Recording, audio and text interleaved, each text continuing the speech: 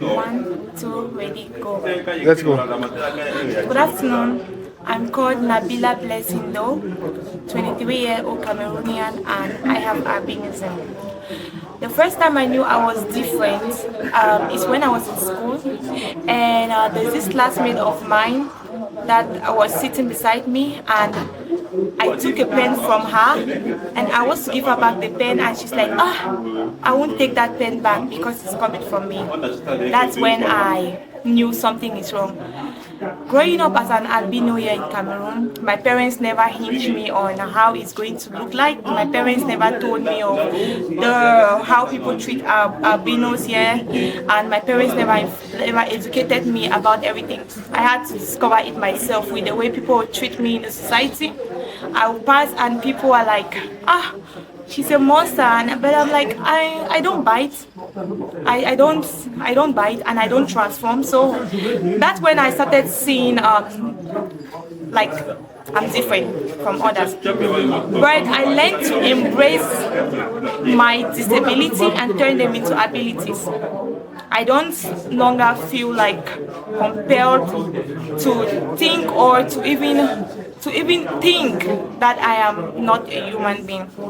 Growing up as an albino here in Cameroon, it was very tough, and even during my adolescent life, I met someone who I thought treated me different, the father of my child, but he was even the worst. He would treat me like an animal, beat me up, hit my head on a balcony, make me handicapped. He made me handicapped with my hands, and that's when I knew something has to change. I mean, people don't need to see us like we are some kind of animal, like we are some kind of mist, like we are some kind of creature. People need to know that there is more to albinism. We should not only be seen as a color, we should be seen by what we can offer in the society. Albinisms have a lot to offer if you give them the chance. We have to change the stigma. We have to let people know we are human. We have to stop the maltreatment.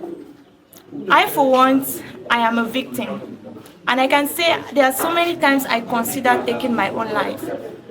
I'm scared. The anxiety is really, it's real in my case. I don't know what the future holds for me. I don't know if one day my daughter is going to see me too like that. But I'm positive. I am optimistic about the future.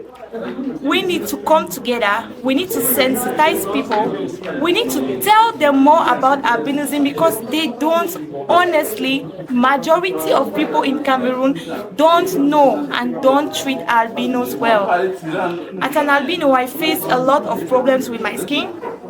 I have to work under the sun. When I'm working under the sun, I get sunburns. My mom and my family will struggle to get me sunscreen, and that is one of the problems albinisms face in Cameroon because we don't have melanin on our skin, we don't have melanin in our eyes, and we don't have melanin in our hair. So actually, sunscreen, it's kind of like it's a project that should be implemented because we need that. Albinos, I think if we have lenses, because we have defect, we are like disabled with the eye, because albinism is like kind of short-sightedness. We can't see from longer distances. So getting lenses, and that is also another project that is going to ease our view. That is like kind of a good project. And the most important, sensitize the population. We need to make a change. And actually, I volunteered to be part of MASWORD, to work with the organization.